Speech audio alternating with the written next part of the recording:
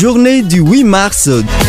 Aujourd'hui, nous avons le plaisir de recevoir en ligne une jeune dame depuis Burkina Faso. Elle a été championne au concours hip-hop. Fait voir ce qu'il ressent au cours de l'année 2022. Vous allez découvrir dans ces podcasts Sonia Nikiema. Elle est membre du club RFI Burkina Faso. Elle a réalisé un film intitulé La mare au crocodile fané. Il s'agit d'une histoire d'un petit village appelé Bazoulé qui est situé en banlieue de Ouagadougou au Burkina Faso. Cette localité connue pour ses crocodiles sacrés, animaux totems que les habitants ont l'habitude de côtoyer. Dans son film, Marcelin Caboret, qui est natif de Bazoulé, se souvient comme il avait plaisir à se baigner dans la mare avec le crocodile lorsqu'il était encore enfant. Je suis Daniel Makassi pour vous présenter ces podcasts aujourd'hui spécial Journée internationale de la femme, accompagné de Sonia Nikiema en ligne depuis Burkina Faso. Bonjour Sonia. Bonjour à vous Monsieur Daniel. Je réponds au nom de Sonia Nikiema, étudiante en licence en linguistique et membre du club RFI de Burkina. Je suis très ravie d'être sur le plateau avec vous pour parler de mon film qui a été gagnant au concours hip-hop 2022 dans la catégorie jeune réalisatrice et le nom du film c'est La mare au crocodile fané. Nous vous recevons aujourd'hui pour parler de votre film La mare au crocodile fané.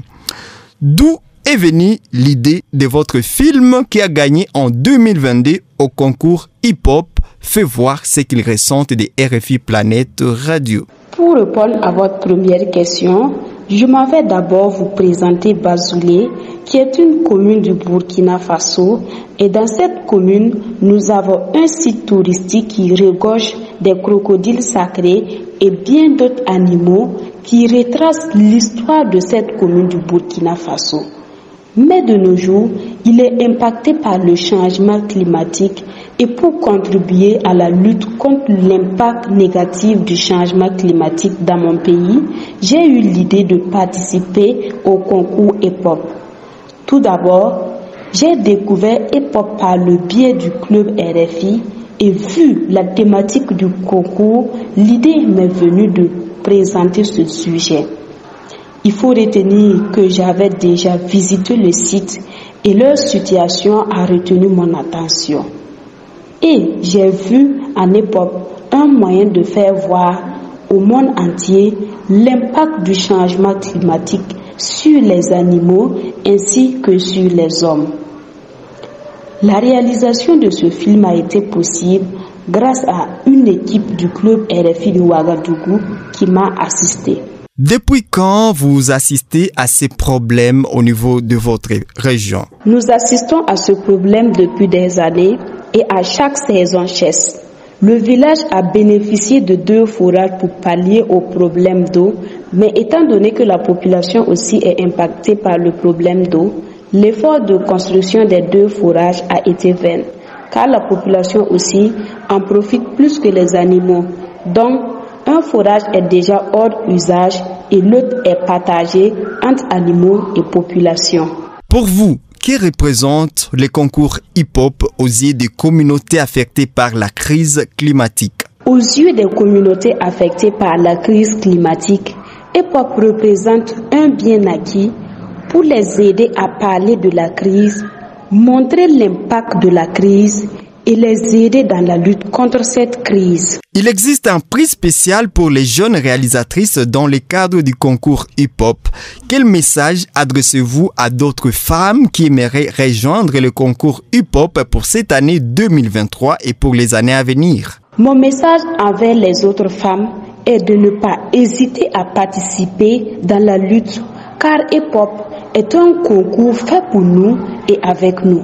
N'hésitez pas à rejoindre le concours hip-hop pour parler de ce qui se passe autour de vous et pour partager votre expérience en réalisation et en retour recevoir plus d'expérience qui vous permettra de participer au développement dans la lutte. Pour terminer, Sonia Nikema, je rappelle que vous êtes lauréate du concours hip-hop 2022. Dites-nous, quel est votre rêve pour hip-hop d'ici 10 ans ou 20 ans? Mon rêve pour hip-hop d'ici 10 ou 20 ans est que le groupe s'agrandisse afin que ce concours puisse durer encore longtemps que possible. Pour terminer, je vous remercie pour votre invitation et je vous invite à venir visiter Bazoulet. Sans oublier mon équipe de tournage, monsieur le coordonnateur du club RFI, merci pour votre soutien, monsieur Ben Koulbali.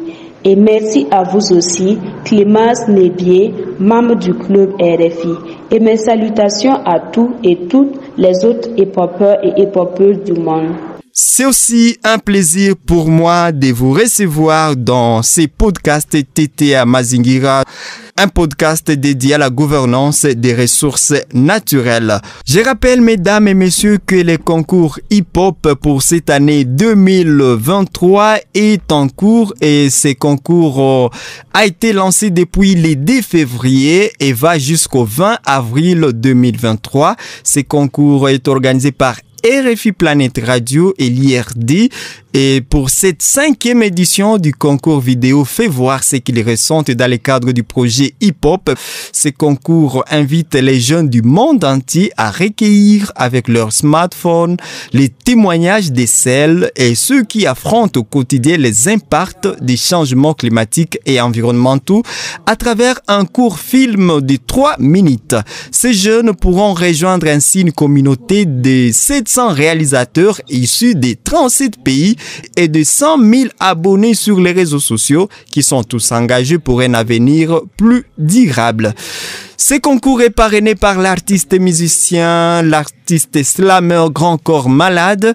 Cette nouvelle édition du concours hip-hop réunit un jury des personnalités issues de la recherche scientifique, des médias et de la culture qui sont mobilisées pour les générations futures. Il est noté qu'en juillet 2023, 4 prix seront décernés. Il s'agit du Grand Prix.